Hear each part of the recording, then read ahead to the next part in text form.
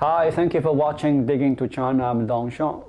Yahoo has pulled out of mainland China. If you try to access Yahoo main portal from Beijing, the company displays the following message.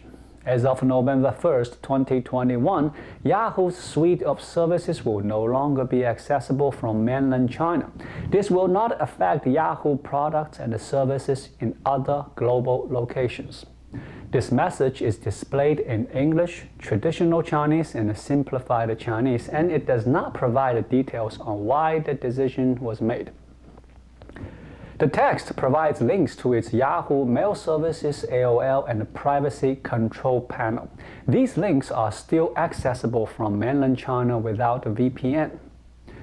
According to South China Morning Post's report, the end of access to most of Yahoo's services from China coincided with the enactment of the new Personal Information Protection Law, through which Chinese authorities can restrict the cross-border flow of data and impose that the data be managed in the country. In other words, data sovereignty. Over the last 10 years, data has quickly become one of the world's most abundant resources. It also has a unique feature that sets it apart from other resources. It becomes more valuable as more is created. But harnessing its full potential requires data to flow freely. In our highly digitized world, these conditions are pivotal for facilitating global trade and e-commerce. Meanwhile, regulatory regimes around the world are increasingly pushing to territorialize and claim jurisdiction over their citizens' data, so-called data localization. There are 4 levels of data control: local data mirroring, explicit local data storage, explicit local data storage and processing, discriminatory data processing and storage. The least level of control is local data mirroring. Firms must store a copy of data locally before transferring copies out of the country. Explicit local data storage means that firms must physically locate the data in the country where it originates. Explicit local data storage and processing is that a country prohibits data from leaving its borders. The highest level of data control is the discriminatory data processing and storage. Foreign firms may be barred from managing and processing local data. China is the most data restrictive country in the world with 29 data localization policies. Common rationales for data localization include security concerns, surveillance, and gaining an economic advantage. Policymakers often believe the best way to protect the data is to store it within their borders. But the data security does not depend on where it is stored. In 2014, the U.S. Office of Personnel Management data system was compromised. It was the largest cyber attack against U.S. government, exposing information on over 25 million Americans, including social security numbers, fingerprints, family details, polygraph test results. U.S. investigators claimed the attack originated in China and was carried out by agents who had gained valid user credentials. Chinese government sees data as a tool for surveillance and political power. This is alarming for businesses that generate data because they become targets for regulation. Look no further than China's largest ride-hailing company, Didi, with nearly 400 million annual active users. On June 30th this year, Didi finalized its U.S. IPO despite opposition from Chinese regulators about a foreign listing. On July 2nd, the Cybersecurity Administration of China, CAC, conducted a review of Didi for national security purposes. During this time, Didi was unable to register new users. July 9th, Didi was found to be in violation of data collection laws, leading authorities to order the removal of 25 Didi-owned apps. The firm lost $38 billion in market value. On the next day, July 10, CAC introduced new laws on overseas IPOs to control the risk of companies exporting important data or being influenced by foreign governments. To ensure its survival, Didi offered to cede control of its data to a third party likely owned by state. In September, Chinese state-owned funds invested $588 million into Cao Cao Mobility, a local rival to Didi.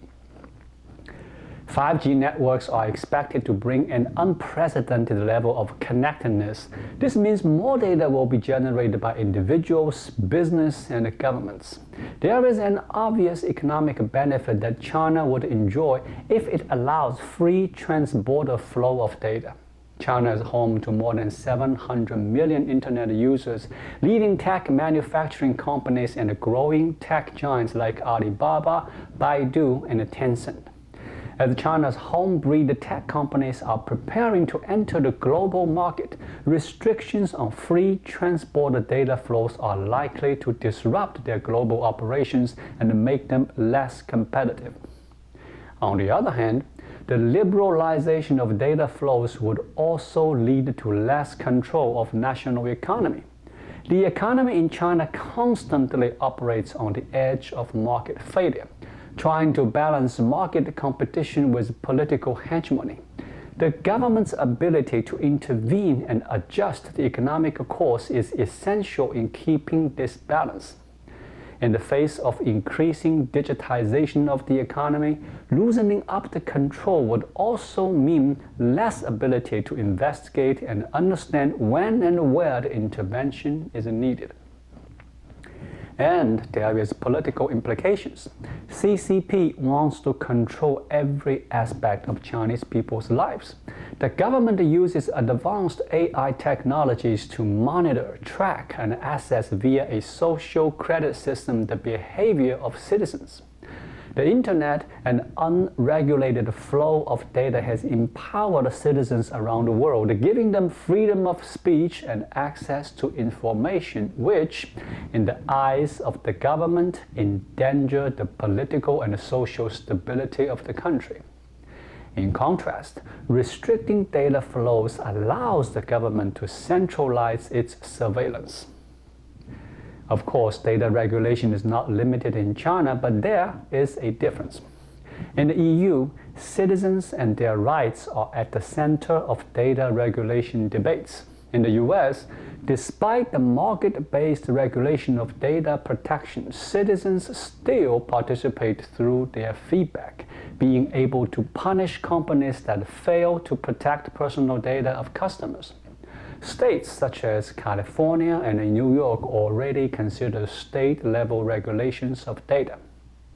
In China, citizens are excluded from this feedback loop. Instead of three-way feedback between citizens, business, and the government, in China, the feedback loop includes only the government and the business.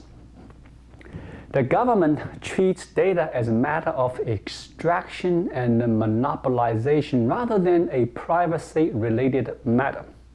By monopolizing and centralizing data flows, the government believes that it protects the personal data of citizens from hackers, terrorists, foreign governments, and companies.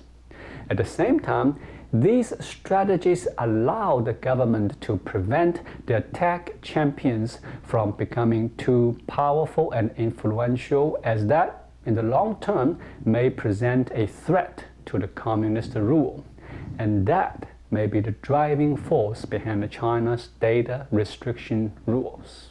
This is just my take. Thank you for watching. Please leave a comment and subscribe to my channel. Just click the subscribe button right here. I'll see you again shortly. Until then, be well.